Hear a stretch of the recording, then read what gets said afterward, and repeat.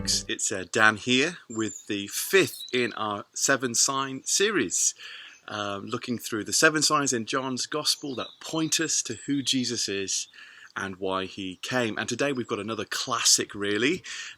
It is Jesus walking on the water in John chapter 6. So I'm just going to read it. It's not a very long passage, and then I'll make a few comments about it, okay? Here's what it says. When evening came, his disciples went down to the sea, got into a boat, and started across the sea to Capernaum. It was now dark, and Jesus had not yet come to them. The sea became rough because of a strong wind blowing. When they had rowed about 3 or 4 miles, they saw Jesus walking on the sea and coming near the boat, and they were frightened. But he said to them, "It is I, do not be afraid." Then they were glad to take him into the boat, and immediately the boat was at the land to which they were going.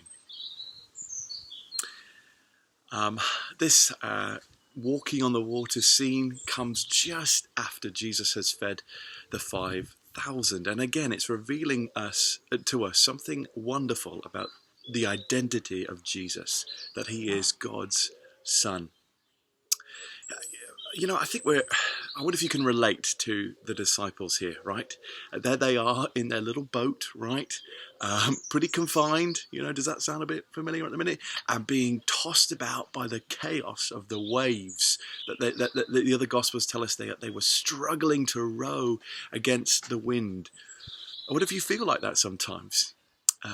Being tossed about by the chaos of this world and by some frightening things that are going on around us. Life feels like a struggle sometimes, right? And it can be fearful, it can be frightening. John says it was dark, it was gloomy, and there's a darkness over us at the minute. We don't know what's going to happen next, and it feels heavy on us, and a lot of us are struggling with that as well. But then you see Jesus comes to them, all right? Walking on the water, not in a boat, but walking on the water. And he's revealing there, you see, his glory, that he is God's Son. See, in the Bible, the sea or the oceans often represent this world, which can be chaotic and unpredictable, violent sometimes, scary, deadly even. That's what this world is like. And yet the Bible talks about God being over the waters, walking on the waters. He controls this world. And Jesus comes walking on this rough sea towards the disciples, displaying his glory over all. So in this sign, it's pointing us to Jesus' divine nature, God's Son, who is in control and Lord over this world. And then he says these wonderful words, "It is I. Don't be afraid. It is I. Do not be afraid. Don't fear, because Jesus is here." Last year, I think it was, our boiler broke down, and so we had to ring up a plumber, an engineer to come and fix it. And when he arrived, it was sort of relief because, the right guy was here who could do something about it. He had the right parts. He had the know-how. I couldn't do anything about it. And don't be afraid. The right guy is here to fix the problem. Not everybody can say that, can they? Not everybody can come into the situation and say, "Don't worry, I'm here." Imagine if I popped up, right, in one of these government crisis meetings about Corona, and they're trying to figure out what to do, and I turn up and I say, "Don't worry, everybody, I'm here." I mean, that would be absurd, wouldn't it? Who am I? But Jesus can say that.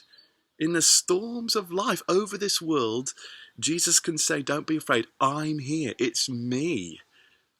And by walking on the waves of that stormy sea, Jesus is displaying his authority, his power over it.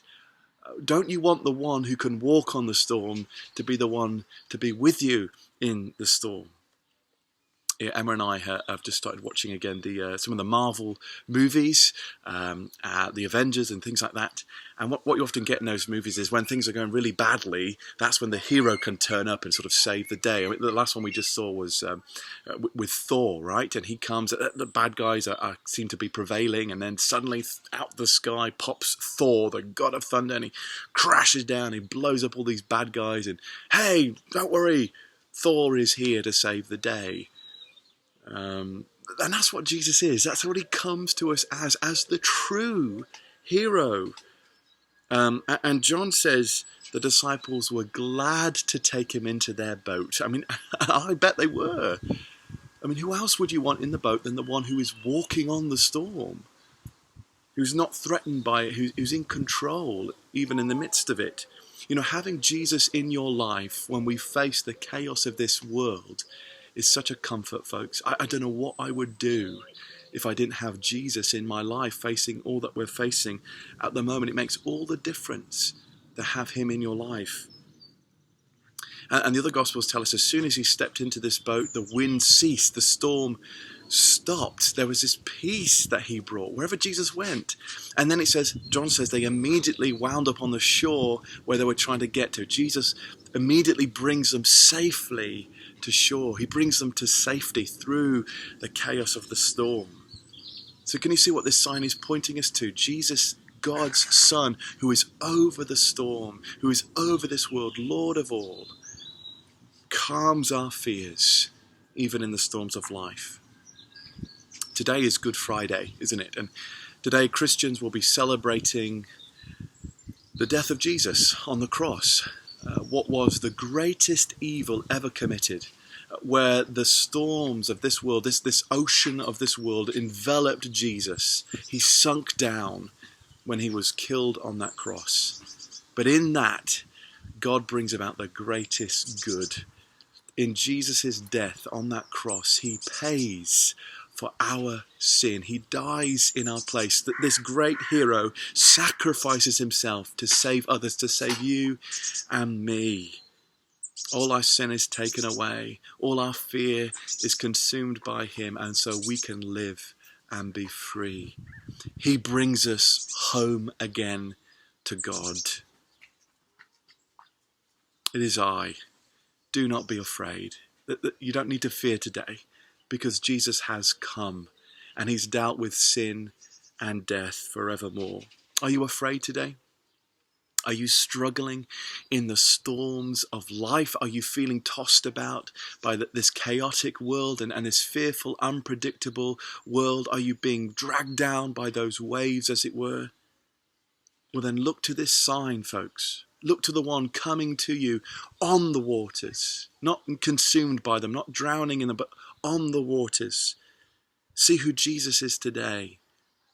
Do you see what he's done to bring you peace, to bring you safely home?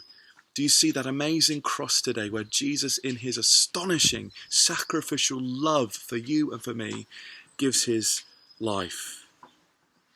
So let me invite you, let Jesus into your boat today. Trust in him again.